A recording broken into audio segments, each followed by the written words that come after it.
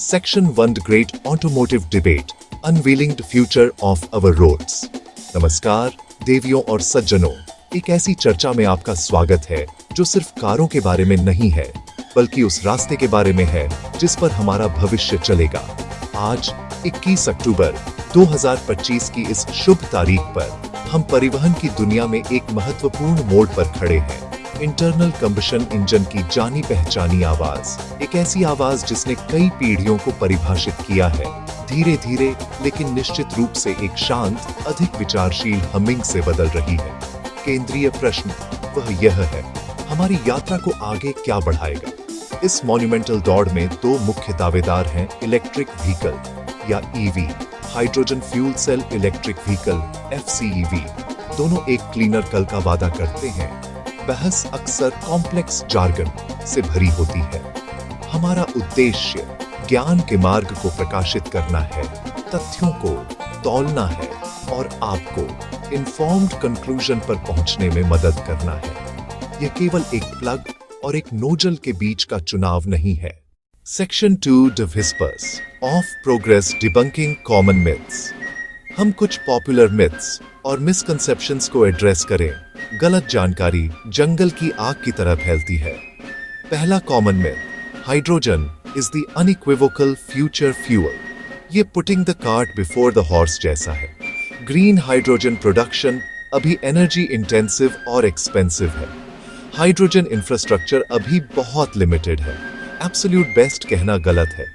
EVs के पास tell pipe emissions नहीं होते, ये सही है, पर एनवायरमेंटल स्टोरी सिर्फ रोड पर एमिशंस नहीं है। माइनिंग, लिथियम, कोबाल्ट, निकल, इनके एनवायरमेंटल सोशल कॉस्ट्स हैं। ईवी की ग्रीननेस इलेक्ट्रिसिटी सोर्स पर निर्भर करती है।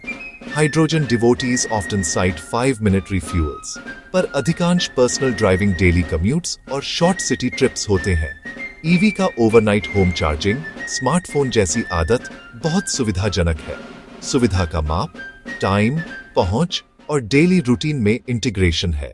Section 3 price of power, a deep dive into cost and ownership. अब अंतिम निर्णायक होता है लागत। लागत दो हिस्सों में, शुरुआती खरीद मूल्य और दीर्घकालिक चलने की लागत। एडवांसमेंट्स और इकोनॉमीज ऑफ स्केल के कारण ईवीज की लागत घट रही है।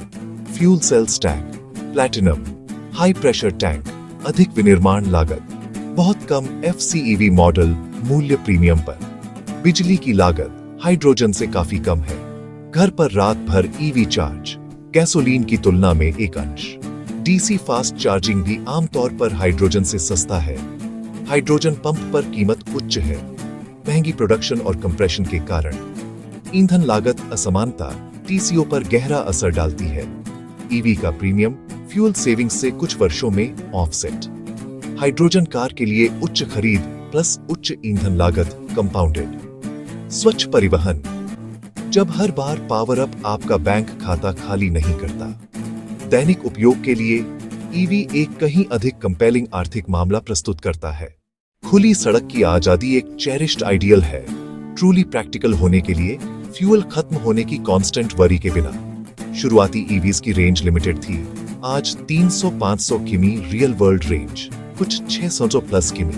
हाइड्रोजन मॉडल्स अक्सर 500-650 किमी रेंज का दावा करते हैं। ठंड, AC हीट, ड्राइविंग स्टाइल, दोनों EV FCEV की रेंज घटाते हैं। हाइड्रोजन कारें 5-10 मिनट में भर जाती हैं। Massive selling point, trucking, taxi जैसे एप्लीकेशंस में यह गेम चेंजिंग है।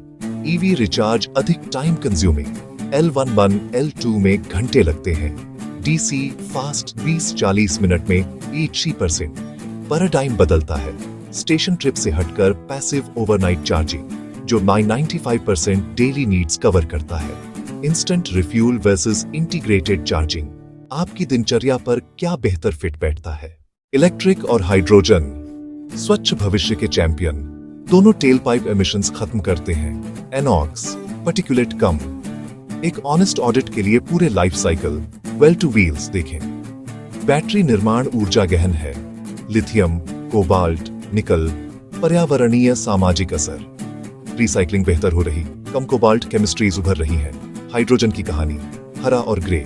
आज मॉन्डेसन 5% ग्रे SMR से ऊर्जा गहन और CO2 उत्सर्जन, नवीकरणीय बिजली से electrolysis, truly zero carbon fuel. Fraunhofer, green H2 round trip, 30-40% EV, 60-80% plus. प्रति किमी EV की तुलना में H2 को दोगुनी से अधिक नवीकरणीय बिजली चाहिए। ये fundamental inefficiency green H2 pathway के लिए बड़ी चुनौती है। ग्रीनिटी संदर्भ पर निर्भर है, साफ ग्रिड के साथ EVs और सस्ती स्वच्छ H2 के साथ FCEVs, तभी वास्तविक पर्यावरणीय लाभ अधिकतम होते हैं। एक वाहन तभी उपयोगी होता है जब उसे सपोर्ट करने वाला नेटवर्क हो। ये शायद सबसे स्टार्कली कंट्रास्टिंग क्षेत्र है। EV इंफ्रास्ट्रक्चर का हेड स्टार्ट, मौजूदा ग्रिड का लाभ, घर पर चार्ज करने की क्षमता, रेवोल्यूशनरी।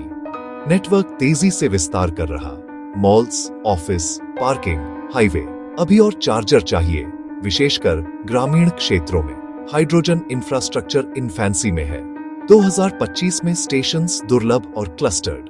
10,000 PSI पर कंप्रेस्ड H2 को सुरक्षित रिसीव, स्टोर, डिस्ट्रीब्यूट करना पड़ता है।